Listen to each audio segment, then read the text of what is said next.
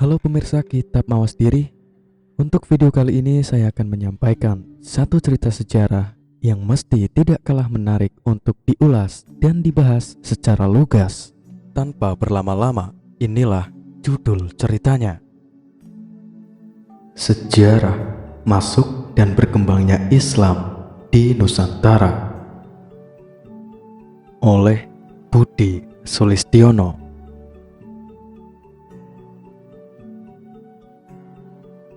Mengenai masuk dan berkembangnya Islam di wilayah Nusantara, para ahli masih bersilang pendapat.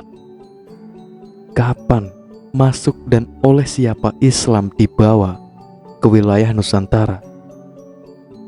Belum ada ahli yang menjawabnya secara pasti. Namun, menurut perkiraan banyak pihak, Islam mulai masuk di wilayah Nusantara sekitar abad ke-8 Masehi. Melalui para pedagang Islam, Islam sebagai agama masuk ke wilayah Nusantara diterima oleh penduduk setempat atas kesadaran sendiri tanpa ada paksaan. Masuknya Islam sebagai panutan telah memperkaya budaya asli Nusantara. Pengaruh Islam telah membawa kemajuan dalam berbagai bidang, terutama setelah tumbuh dan berkembangnya kerajaan-kerajaan yang bercorak Islam Nusantara.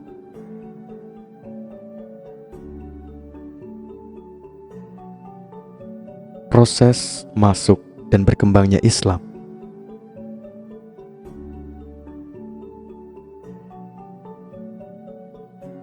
Proses masuknya Islam di wilayah Nusantara tidak lepas dari kegiatan perdagangan. Kepulauan Nusantara yang terkenal berbagai hasil buminya menjadi daya tarik bagi para pedagang dari berbagai bangsa. Antara lain Cina, India, Arab, Persia. Mereka berdatangan ke Kepulauan Nusantara untuk berdagang. Kedatangan mereka melalui Selat Malaka yang lambat laun tumbuh dan berkembang sebagai salah satu jalur perdagangan internasional.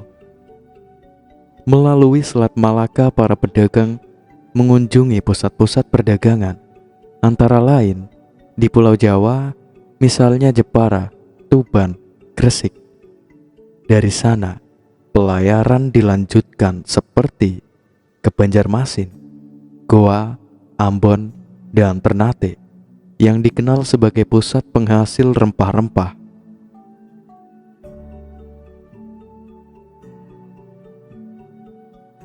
Disampaikan dalam pembekalan penelitian sejarah perkembangan agama dan lektur keagamaan 28 April 2005 diselenggarakan oleh Puslitbang Lektur Keagamaan tahun anggaran 2005, Balitbang Depak RI. Sejak awal abad Masehi yang masih pada fase peralihan dan zaman prasejarah akhir di wilayah Nusantara, telah ada rute-rute pelayaran dan dengan antar pulau atau antara daerah. Barang perdagangan yang populer ialah negara perunggu. Negara perunggu berasal dari daerah Dangsen, kini termasuk dalam wilayah negara Vietnam.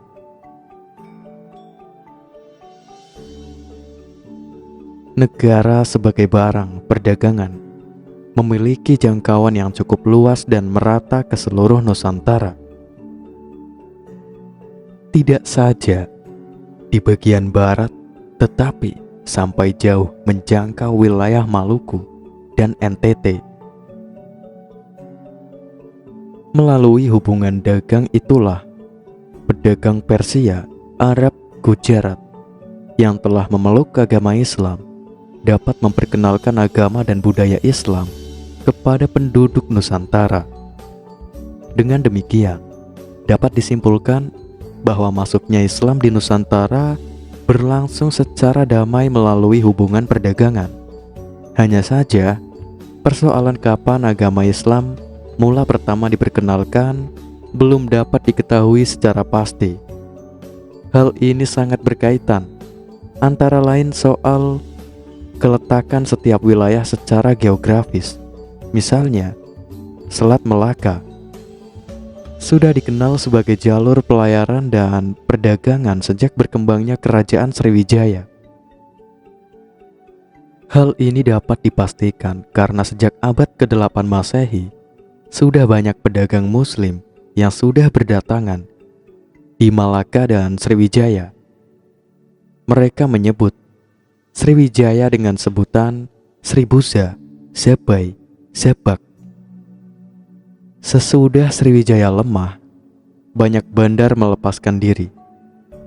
Tindakan ini mengisyaratkan bahwa kedudukan bandar-bandar para pedagang Muslim itu sudah kuat, sehingga dalam negara baru banyak pedagang Muslim yang mendapat tempat dan kedudukan. Mereka itu menjadi penguasa di bandar itu. Salah satu contoh ialah negara Samudra Pasai dari abad ke-13 Masehi. Menurut hikayat Raja-Raja Pasai dan sejarah Melayu, antara lain menyebutkan bahwa Sultan Malik As-Soleh sebagai penguasa pertama kerajaan Samudra Pasai, ia wafat sebagaimana tertulis pada batu nisannya. Ramadan 696 Hijriah atau 1297 Masehi di Barus telah ditemukan makam seorang wanita bernama Tuhar Amisuri, wafat pada 10 Safar 602 Hijriah, yang berarti 96 tahun lebih tua dari makam Malik As-Soleh. Bukti ini telah memperkuat bahwa di Barus sejak permulaan ke-13 Masehi sudah ada pemukiman masyarakat Muslim. Kehadiran dan keberadaan masyarakat Muslim di Sumatera ini telah diperkuat oleh catatan perjalanan Marco Polo ke beberapa pelabuhan Sumatera. Samudra Pasai terletak antara Sungai Jambu. Saat ini masuk dalam wilayah administratif Menasah Beringin, Kecamatan Samudra, Aceh Utara.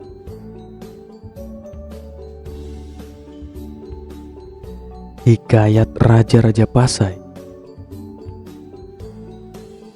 Journal of the Malayan Branch Royal Asiatic Society, Vol 33, 1960.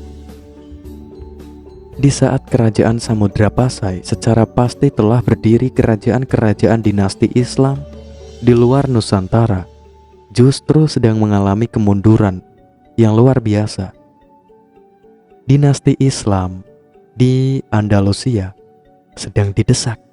Bahkan dinasti Abbasiyah di Baghdad harus mengalami kehancuran akibat serbuan orang-orang Tartar di bawah komando Hulagu Khan pada tahun 1558 Masehi.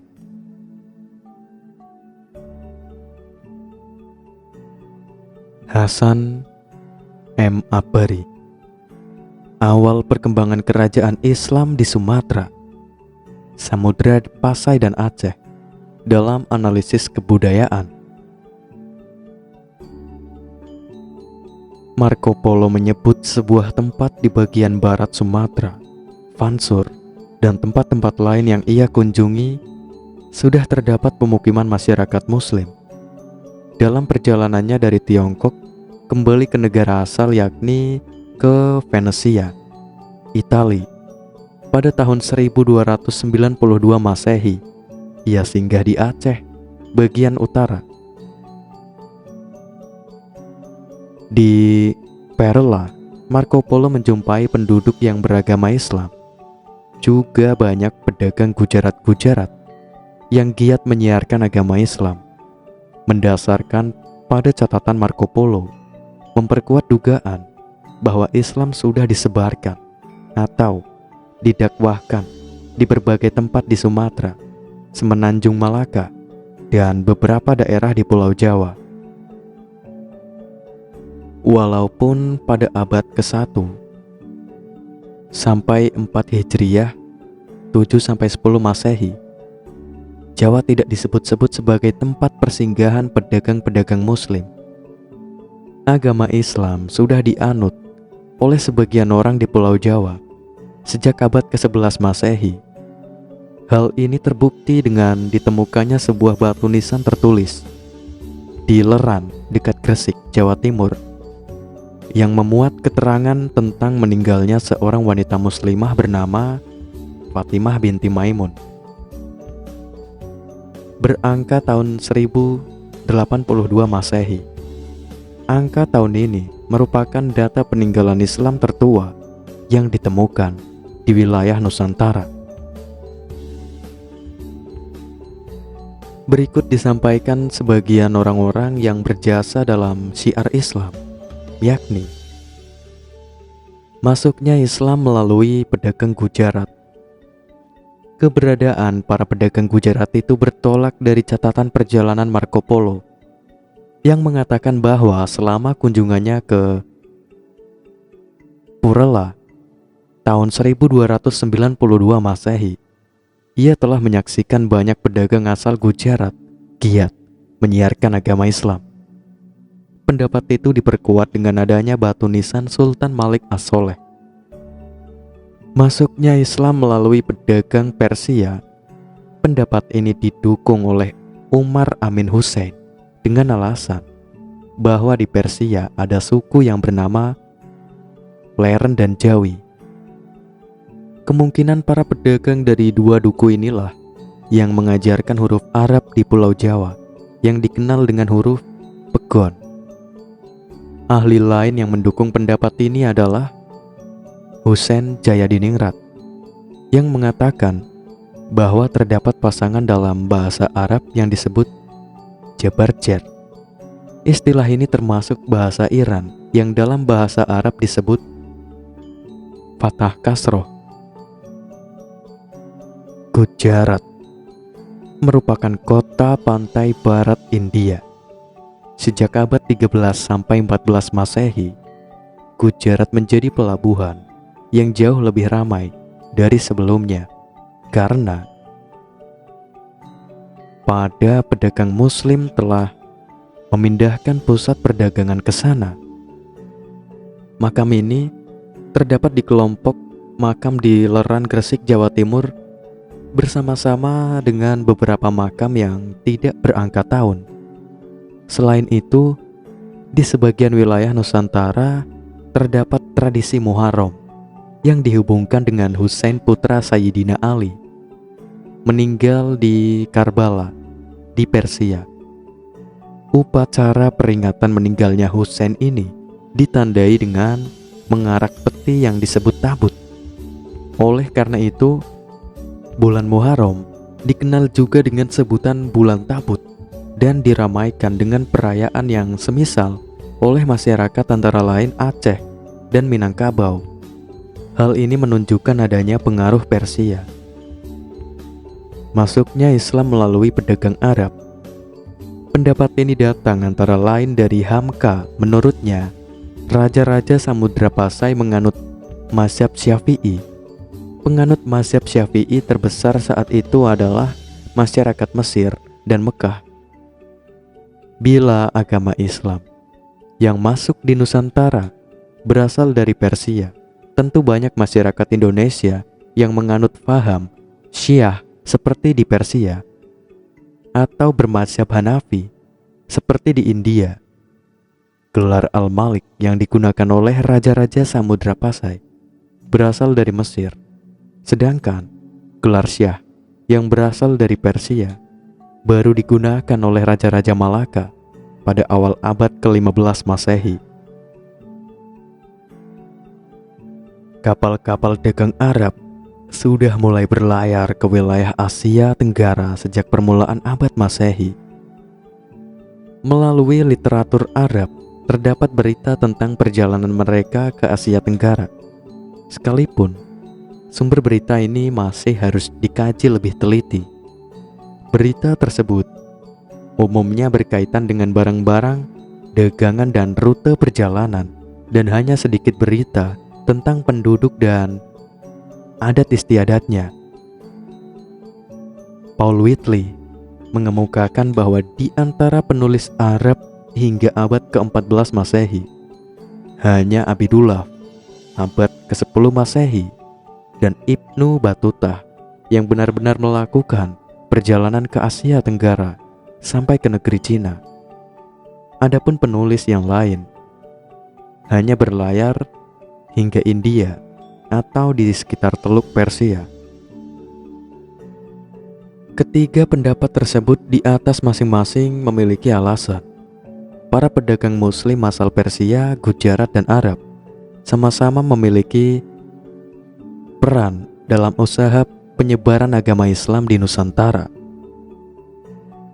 Nusantara dan beberapa jalur perdagangan. Dari daerah pantai selatan Cina, kapal-kapal dagang melalui Laut Cina Selatan, Selat Malaka, Teluk Benggala ke India. Dari India dapat ditempuh dua jalan, yaitu melalui laut atau darat. Jalan laut, yaitu Laut Arab, Laut Merah, terusan Swiss, Mesir, Laut Tengah, Asia Kecil, Turki. Ramainya jalan laut melalui Selat Malaka berarti juga melalui perairan Nusantara, terutama Sumatera, Kalimantan, Riau, Kepulauan. Akibatnya, melalui bentangan jalur-jalur laut tersebut, wilayah Nusantara terlibat perdagangan internasional. Dalam kaitannya dengan penyebaran wilayah pengaruh Islam, umumnya mengikuti jalur dan arus pelayaran perdagangan di sepanjang pantai. Dengan kata lain, Islam menyebar ke wilayah Nusantara melalui jalan perdagangan laut, dan komunitas-komunitas Muslim mulai berkembang di kota-kota pelabuhan. Maka, tidak mengherankan kalau pusat-pusat kekuasaan Islam juga bermua dibangun di kota-kota pelabuhan. Sehubungan dengan itu, pemakalah akan mengutarakan perkembangan wilayah pengaruh Islam di Nusantara. Proses perkembangan wilayah pengaruh Islam Nusantara dapat dilakukan antara lain melalui beberapa jalur sebagai berikut. Yang pertama, jalur perdagangan. Para pedagang Muslim dari Arab, Gujarat, Persia yang berdatangan di wilayah Nusantara umumnya tinggal selama berbulan-bulan di pusat-pusat perdagangan sambil menunggu angin musim yang baik untuk berlayar kembali ke negara asal. Kesempatan itu dimanfaatkan untuk mengadakan transaksi dengan para pedagang setempat. Pusat perdagangan di pantai atau pelabuhan merupakan terminal dan tempat penghubung dengan daerah-daerah pedalaman. Pelabuhan dapat pada umumnya terletak di muara sungai. Karenanya, hubungan dagang dengan daerah pedalaman lebih banyak dilakukan melalui sungai. Mula-mula, para pedagang hanya menyebarkan Islam pada masyarakat pelabuhan. Tetapi, karena transaksi dagang masyarakat pedalaman dengan masyarakat pesisir berlangsung terus-menerus, maka lama-kelamaan dakwah Islamiyah dapat disampaikan hingga ke wilayah masyarakat pedalaman. Misalnya, terdapatnya pemukiman masyarakat Muslim di lokasi berdirinya pusat pemerintahan Majapahit. Indikator adanya masyarakat Muslim tersebut ditemukan komplek makam Muslim di Sentono Rejo, Troloyo, Kecamatan Trowulan, Kabupaten Mojokerto, Jawa Timur. Selain makam bertulisan Arab, terdapat batu-batu nisan bertuliskan huruf Jawa berupa angka tahun wafat yang tertua 1203 Caka atau 1281 Masehi. Sedangkan angka tahun wafat yang termuda sebagaimana tertera pada batu nisan 1533 Caka atau 1611 Masehi. Dan berupa angka tahun dan tulisan Arab tersebut dapat disimpulkan bahwa kehadiran pemukiman masyarakat Muslim di pusat pemerintahan Majapahit ini telah berlangsung sangat lama, selama lebih dari 300 tahun, yakni dari abad ke-14 hingga abad ke-17 Masehi. Suatu bentangan waktu dimulai awal munculnya kerajaan Majapahit hingga masa kemundurannya. Bahkan ketika kerajaan tersebut hilang sama sekali dalam percaturan politik di Jawa abad ke-17 Masehi. Kedua jalur dakwah. Kehadiran makam Muslim di Trowulan sebagaimana tersebut dalam angka-angka tahun wafat di atas telah menarik perhatian tentang kemungkinan adanya masyarakat Muslim di dekat pusat kekuasaan kerajaan Majapahit. Pusat-pusat perdagangan di pesisir utara Jawa yakni Gresik, Jepara, Cirebon, Banten sejak akhir abad ke-15 Masehi dan permulaan abad ke-16 Masehi telah menunjukkan kegiatan keagamaan oleh para wali di Jawa hingga kemudian lahirnya kerajaan Islam di Demak. Sejak itu, perkembangan wilayah pengaruh Islam di Jawa telah dapat berperan secara politik. Sesuai dengan ajaran agama Islam, setiap Muslim adalah da'i. Para mubalik, guru agama Islam, mempunyai tugas khusus menyiarkan agama Islam. Keberadaan mereka secara khusus telah mempercepat proses berkembangnya wilayah pengaruh Islam, antara lain melalui strategi mendirikan pesantren Islam di Pulau Jawa. Penyiaran agama Islam dilakukan terutama oleh para wali yang dikenal dengan sebutan Wali Songo. Strategi dakwah yang mereka terapkan telah berhasil meluaskan wilayah pengaruh Islam ke Banjarmasin, itu Ternate, Tidore, serta Lombok. Sultan Samudra sampai atas bantuan Demak sebagai raja pertama kerajaan Banjarmasin masuk Islam. Ia kemudian memakai gelar Maharaja Suryanullah. Ketika Suryanullah naik tahta, beberapa daerah sekitarnya sudah mengakui kekuasaannya, yakni daerah Sambas, Batanglawi, Sukadana, Kota Waringin, Sampit, Mendawi atau Sambangan. Adapun Lombok, menurut tradisi, diislamkan oleh Sunan Prapen dari Giri, Gresik, Jawa Timur.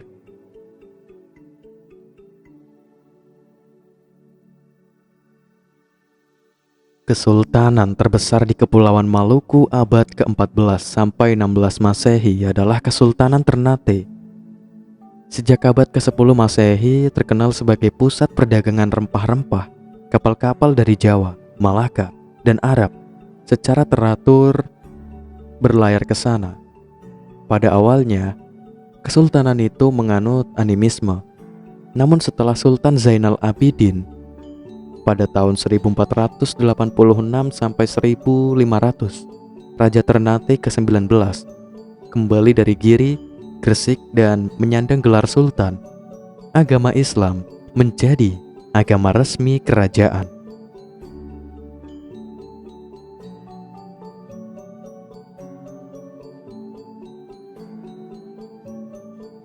Pendapat Piket dan De Graaf 1976 dalam karyanya Islamic States in Java 1500 sampai 1700 antara lain mengatakan bahwa kemunduran hingga hilangnya Majapahit adalah percaturan politik di Nusantara, dikaitkan dengan munculnya kerajaan Islam Demak sebagai penguasa Islam pertama di Jawa yang berhasil menyerang ibu kota Majapahit, sebagai pandangan atau tafsiran sejarah yang menyesatkan.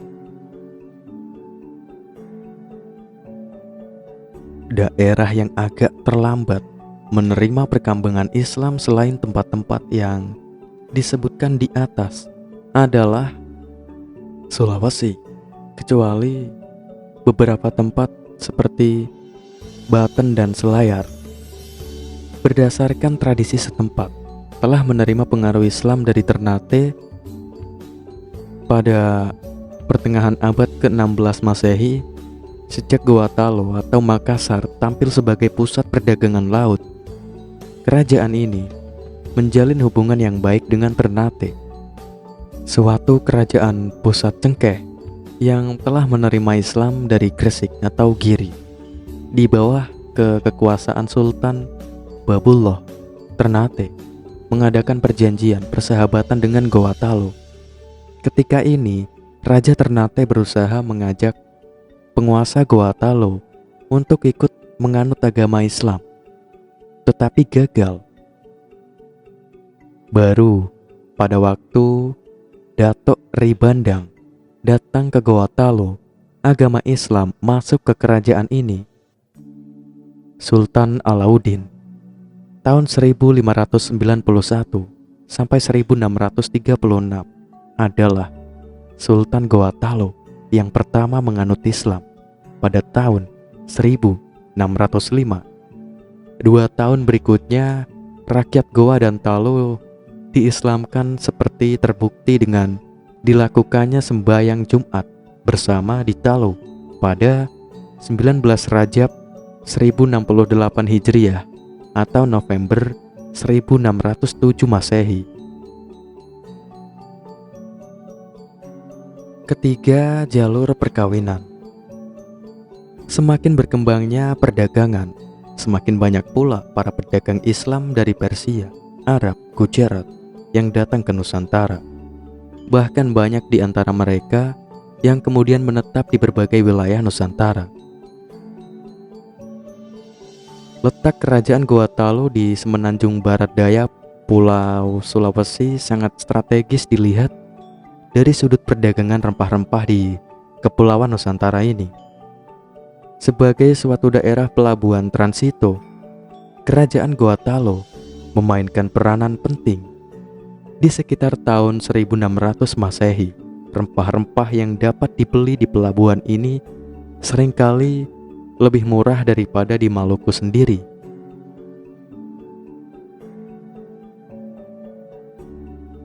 Melihat Mailing Rules, Asian Trade and European Influences in the Indonesian Archipelago between 1500 and about 1630.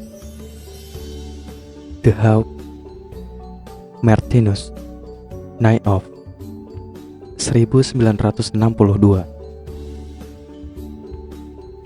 Tokoh yang kemudian dikenal Datuk Ri Bandang ini adalah salah seorang tokoh ulama asal Minangkabau bernama Abdul Makmur Khotib Tunggal, Abdurrazak Daeng Patunru. Sejarah Goa, Makassar, Yayasan Kebudayaan Sulawesi Selatan 1969. Dua temannya, Khotib Sulaiman yang kemudian bergelar Datuk Ri Patimang, mengislamkan daerah Luwu, dan seorang temannya lagi, Khotib Bungsu, mengajarkan tasawuf dan mengislamkan daerah Tiro, sehingga ia lebih dikenal dengan nama Datuk Ri Tiro. Nama Datuk Ri Bandang juga dikenal di Uton, Selayar, Ima, dan Lombok sebagai penyebar Islam di daerah tersebut. Hasan Mambari menemukan peradaban, jejak arkeologis, dan historis Islam Indonesia. Daerah pemukiman mereka disebut Pekojan. Banyak di antara mereka kemudian menikah dengan anggota masyarakat setempat. Jika wanita yang dinikahinya itu berasal dari golongan elit, setidaknya akan berpengaruh dan mendukung bagi proses dakwah Islamiyah terhadap masyarakat. Keempat, jalur kesenian. Penyebaran agama Islam dengan menggunakan sarana kesenian disesuaikan dengan kondisi pada masanya. Saat itu, kebudayaan pra-Islam, prasejarah, klasik masih sangat kuat dan menyebabkan para mubalek memanfaatkan kesenian sebagai sarana syiar agama. Misalnya, di Jawa menggunakan wayang kulit, gamelan, dan sebagainya. Melalui jalur-jalur di atas, setidaknya proses perluasan wilayah Muslim di Nusantara mengalami perkembangan hingga kemudian Islam sebagai agama sebagai mayoritas panutan bagi masyarakat di wilayah budaya Nusantara. Kesimpulan dan saran. Pengaruh penyebaran agama Islam yang berpusat di Pasai, meluas ke Aceh di pesisir Sumatera, Semenanjung Malaka. Demikian pula penyebaran agama Islam yang berpusat di Demak, meluas ke Banjarmasin, Lombok, dan sebagainya. Barangkali tidak cukup hanya sebatas penelusuran untuk mendapat kebenaran atau pembenaran. Namun yang lebih penting, barangkali bagaimanakah hal-hal tersebut di atas, dan terkhusus ihwal penyebaran dan pengaruh Islam sejak abad ke-7 Masehi hingga abad 17 Masehi yang telah menjangkau di hampir bentangan gugusan kepulauan Nusantara untuk dapat dimengerti maknanya. Wallahu a'lam bishawab. Sejak zaman prasejarah, penduduk kepulauan Indonesia dikenal sebagai pelayar-pelayar yang sanggup mengarungi lautan lepas. Sejak awal Masehi, sudah ada rute-rute pelayaran dan perdagangan antara kepulauan Indonesia dan dengan berbagai daerah di daratan Asia Tenggara, wilayah barat Nusantara, dan sekitar Malaka. Sejak masa kuno merupakan wilayah yang menjadi titik perhatian, terutama karena hasil bumi yang dijual di sana menarik bagi para pedagang dan menjadi daerah lintasan penting antara Cina dan India. Sementara itu, pala dan cengkeh yang berasal dari Maluku dipasarkan di Jawa dan Sumatera, dan kemudian dijual kepada para pedagang asing. Pelabuhan-pelabuhan penting di Sumatera dan Jawa antara abad ke-1 dan ke-7 Masehi sering disinggahi para pedagang asing seperti Lamuri, Aceh, Barus, dan Palembang di Sumatera, Sunda Kelapa, dan Gresik di Jawa.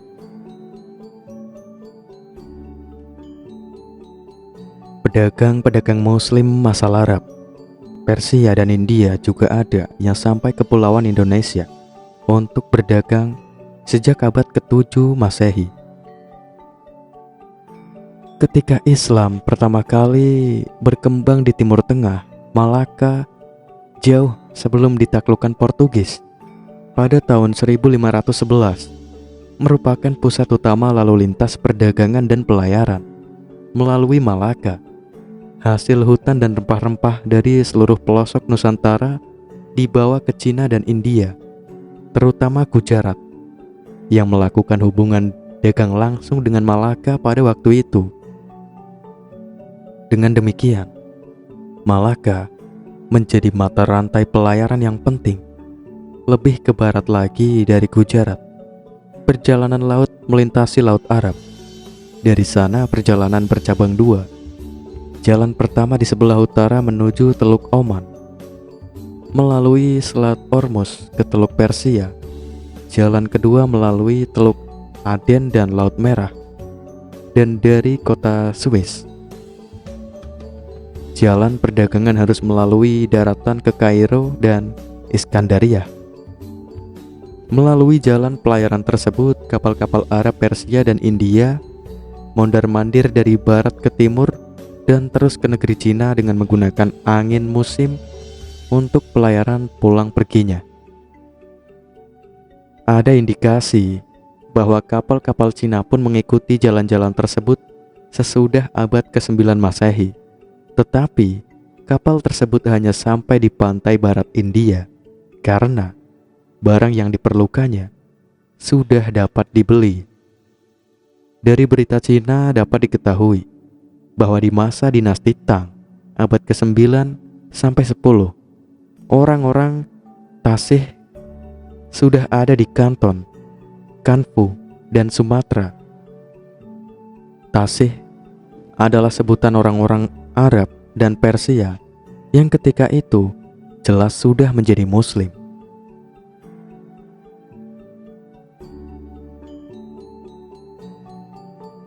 Teori tentang masuknya Islam ke Nusantara. Proses masuknya agama Islam ke Nusantara tidak berlangsung secara revolusioner, cepat dan tunggal, melainkan berevolusi, lambat laun, dan sangat beragam.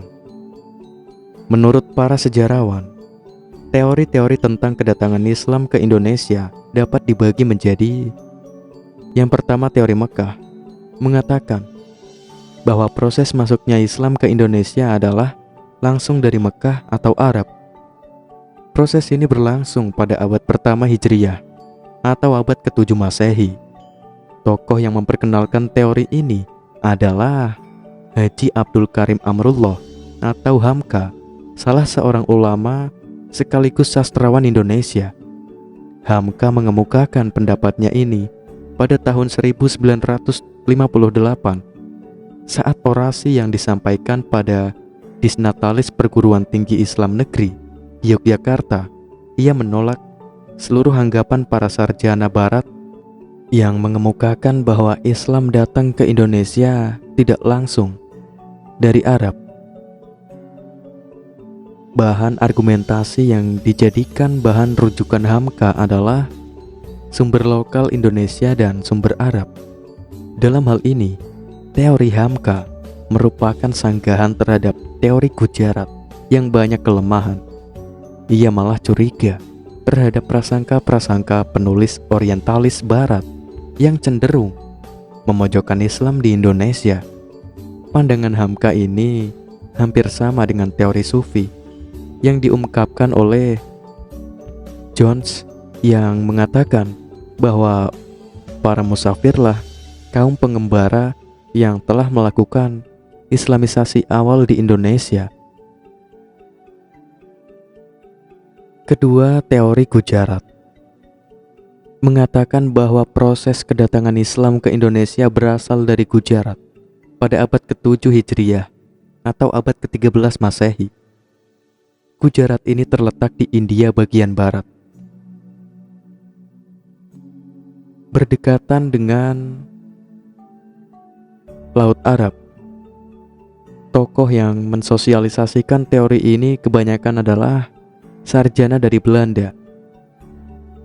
Sarjana pertama yang mengemukakan teori ini adalah Pineapple dari Universitas Leiden pada abad ke-19. Menurutnya, orang-orang Arab bermazhab Syafi'i telah bermukim di Gujarat dan Malabar sejak awal Hijriyah, abad ke-7 Masehi. Namun, yang menyebarkan Islam ke Indonesia menurut Pineapple bukanlah dari orang Arab langsung, melainkan pedagang Gujarat yang telah memeluk Islam dan berdagang ke dunia timur, termasuk Indonesia. Teori Pineapple ini disebarkan oleh seorang orientalis terkemuka Belanda. Menurutnya, Islam telah lebih dulu berkembang di kota-kota pelabuhan anak benua India. Orang-orang Gujarat telah lebih awal membuka hubungan dagang dengan Indonesia dibanding dengan pedagang Arab. Dalam pandangannya, kedatangan orang Arab terjadi pada masa berikutnya. Orang-orang Arab yang datang ini kebanyakan adalah keturunan Nabi Muhammad yang menggunakan gelar Sayyid atau Syarif di depan namanya. Teori Gujarat kemudian juga dikembangkan oleh Mokweta pada tahun 1912 yang memberikan argumentasi dengan batu nisan Sultan Malik Al-Soleh yang wafat pada tanggal 17 Zulhijjah 831 Hijriah atau 1297 Masehi di Pasai, Aceh. Menurutnya, batu nisan di Pasai dan makam Maulanan Malik Ibrahim yang wafat tahun 1419 di Gresik, Jawa Timur memiliki bentuk yang sama dengan nisan yang terdapat di Cambay, Gujarat. Moqueta akhirnya berkesimpulan bahwa batu nisan tersebut diimpor dari Gujarat, atau setidaknya dibuat oleh orang Gujarat atau orang Indonesia yang telah belajar kaligrafi khas Gujarat. Alasan lainnya adalah kesamaan mazhab Syafi'i yang dianut masyarakat Muslim di Gujarat dan Indonesia. Ketiga, teori Persia mengatakan bahwa proses kedatangan Islam ke Indonesia berasal dari daerah Persia atau Parsi, kini Iran. Pencetus dari teori ini adalah Husein Jayadiningrat, sejarawan asal Banten. Dalam memberikan argumentasinya, Husein lebih menitik beratkan analisisnya pada kesamaan budaya dan tradisi yang berkembang antara masyarakat Parsi dan Indonesia. Tradisi tersebut antara lain tradisi merayakan 10 Muharram atau Asyura sebagai hari suci kaum Syiah atas kematian Husain bin Ali, cucu Nabi Muhammad, seperti yang berkembang dalam tradisi tabut di Paraiman di Sumatera Barat. Istilah tabut atau keranda diambil dari bahasa Arab yang ditranslasi melalui bahasa Parsi. Tradisi lain adalah ajaran mistik yang banyak kesamaan, misalnya antara ajaran Syekh Siti Jenar dari Jawa Tengah dengan ajaran Sufi Al-Halaj dari Persia bukan kebetulan. Keduanya mati dihukum oleh penguasa setempat karena ajaran-ajarannya dinilai bertentangan dengan ketauhidan Islam atau murtad dan membahayakan stabilitas politik dan sosial. Alasan lain yang dikemukakan Husein yang sejalan dengan teori Moqueta, yaitu ada kesamaan seni kaligrafi pahat pada batu-batu nisan yang dipakai di kuburan Islam awal di Indonesia. Kesamaan lain adalah bahwa umat Islam Indonesia menganut mazhab Syafi'i, sama seperti kebanyakan Muslim di Iran.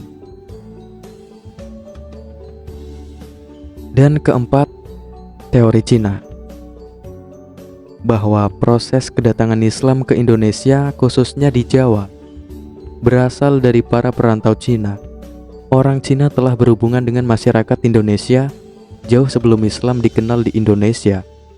Pada masa Hindu-Buddha, etnis Cina atau Tiongkok, pada masa Hindu-Buddha, etnis Cina atau Tiongkok telah berbaur dengan penduduk Indonesia terutama melalui kontak dagang. Bahkan, ajaran Islam telah sampai di Cina pada abad ke-7 Masehi, masa di mana agama ini baru berkembang. Sumanto Al-Qurtubi dalam bukunya Arus Cina Islam Jawa menyatakan, menurut kronik masa dinasti Tang tahun 618 sampai 960 di daerah Kanton Jiangzhou, Guangzhou, dalam pesisir Cina bagian selatan, telah terdapat sejumlah pemukiman Islam. Menurut sejumlah sumber lokal tersebut ditulis bahwa Raja Islam pertama di Jawa, yakni Raden Patah dari Bintoro Demak, merupakan keturunan Cina. Ibunya disebutkan berasal dari Cempa, Cina bagian selatan, sekarang termasuk Vietnam. Bukti-bukti lainnya adalah masjid-masjid tua yang bernilai arsitektur Tiongkok yang didirikan oleh komunitas Cina di berbagai tempat, terutama di Pulau Jawa. Pelabuhan penting sepanjang pada abad ke-15, seperti Gresik misalnya, menurut catatan-catatan Cina, diduduki pertama-tama oleh para pelaut dan pedagang Cina. Kesemua teori tadi masing-masing memiliki kelemahan dan kelebihan tersendiri. Tidak ada kemutlakan dan kepastian yang jelas dalam masing-masing teori tersebut. Meminjam istilah Asyumardi Asra, sesungguhnya kedatangan Islam ke Indonesia datang dalam kompleksitas, artinya tidak berasal dari satu tempat, peran kelompok tunggal, dan tidak dalam waktu yang bersamaan. Pemirsa yang budiman, cerita sejarah yang berjudul Sejarah Masuk dan Berkembangnya Islam di Nusantara bersambung di sini. Jangan lupa sampaikan kritik saran kalian di kolom komentar. Terima kasih dan sampai jumpa di video selanjutnya.